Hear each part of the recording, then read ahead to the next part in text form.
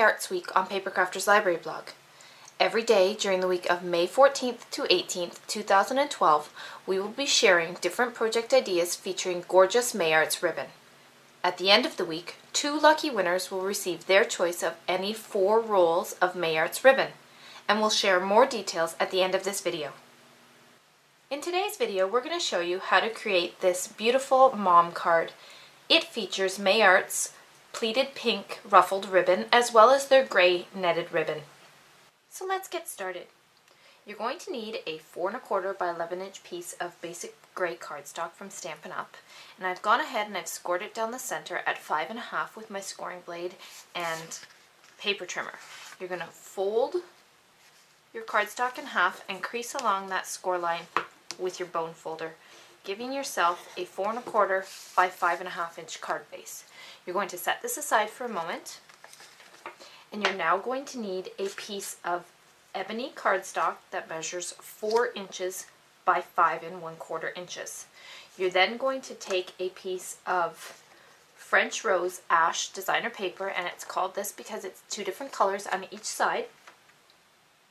And you're going to center and stick this with the pink side facing up to your ebony cardstock with your double-sided adhesive.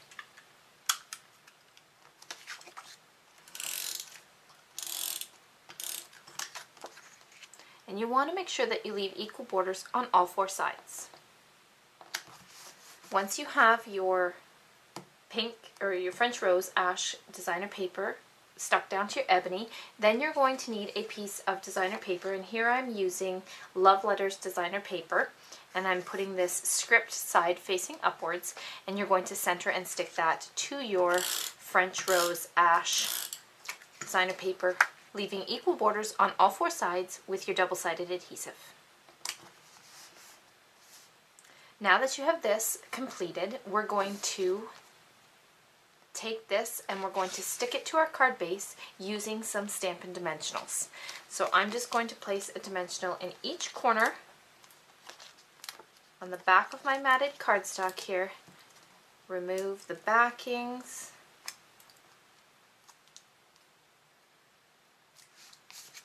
And then I'm going to center and stick that. If you noticed, I was double checking to make sure that my script is running in the correct manner. So you just want to make sure that you have that.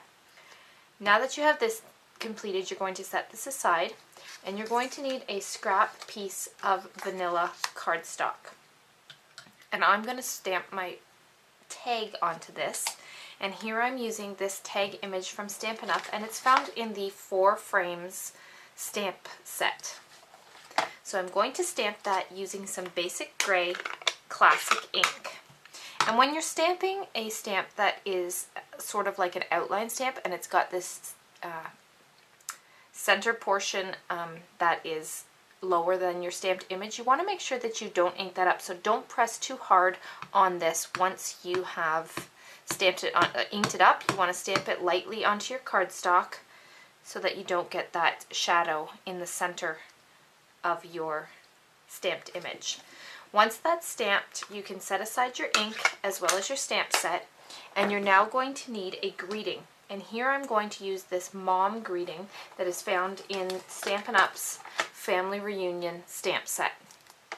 So I'm going to stamp this using some Versamark ink, and then I'm going to add black twinkle embossing glitter to the stamped image so that it just pops with that black color, but also adds this beautiful silver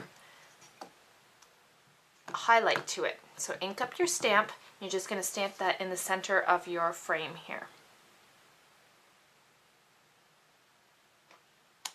Once you have it stamped, I'm just going to lay that in my coffee filter so that I don't have any excess glitter on my work table. And this way I don't lose any of my glitter as well. So I just sprinkled that over top of my image, then I tapped off any excess, and I can add this back into my bottle so that I keep all of that embossing powder and it's no mess and no loss. So you can set aside your embossing glitter, and you're just going to heat this with a heat tool until that embossing powder is set so that it just melts. You can set aside your Versamark pad as well. And just heat this until it's completely melted.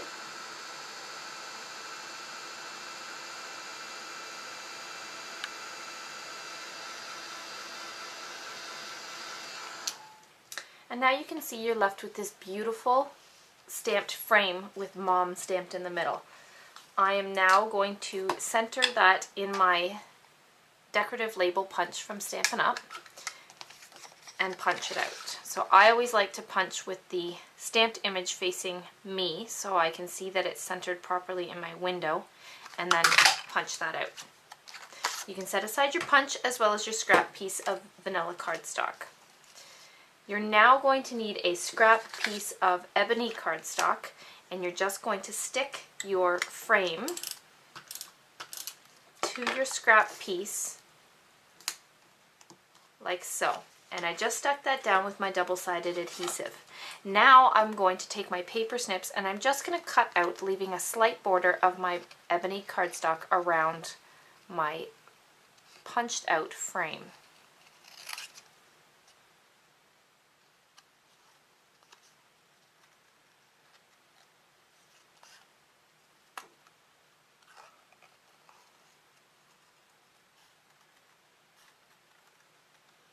So now that you've cut out your border or your matted version of your frame, I'm going to add a small basic rhinestone to the one flower here to mimic the button that I'm going to add to my project when it's done.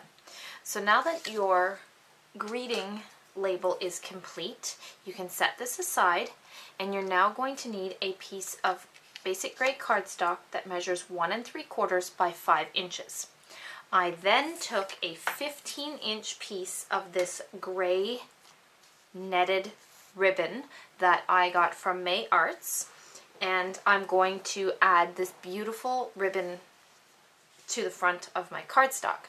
So in order to do so, I'm just going to apply a small piece of double-sided adhesive along my left-hand side.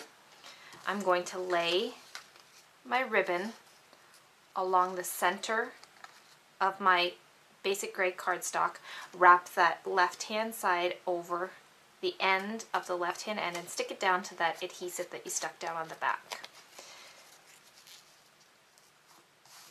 Once you have this done, we're just going to pleat this, and I'm going to use small pieces of adhesive in order to keep the pleating down. And because it's layering it, it won't show through. So I'm just going to apply a small piece of adhesive to my cardstock, probably about 1 1/4 or 1.5 inches in the cardstock. Once your ribbon is stuck, or your netted ribbon here is stuck down to that, I'm going to take and apply some adhesive directly over top of my ribbon, pull that back, fold it back over, keeping my top and bottom edges aligned, and I'm just pressing that into the adhesive because I don't want it to pull up. Now that it's folded like so, I'm going to apply some more adhesive to my ribbon as well as my cardstock, and I'm going to fold it back, and that's going to give me this beautiful pleat here. So now you're going to repeat that, creating 3 pleats in total.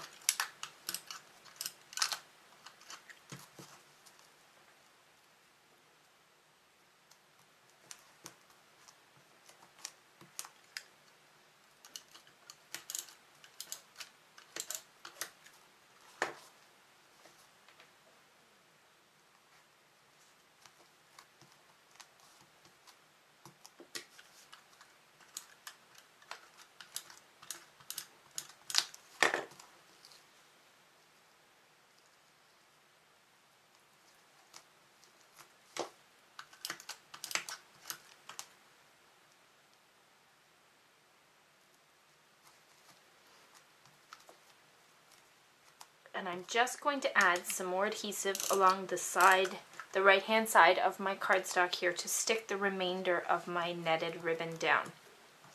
So now, as you can see, I've already cut it on an angle. If you have some excess, you could always trim that off or change the angle that it's sitting on. I'm actually just going to trim this so it's on the opposite angle.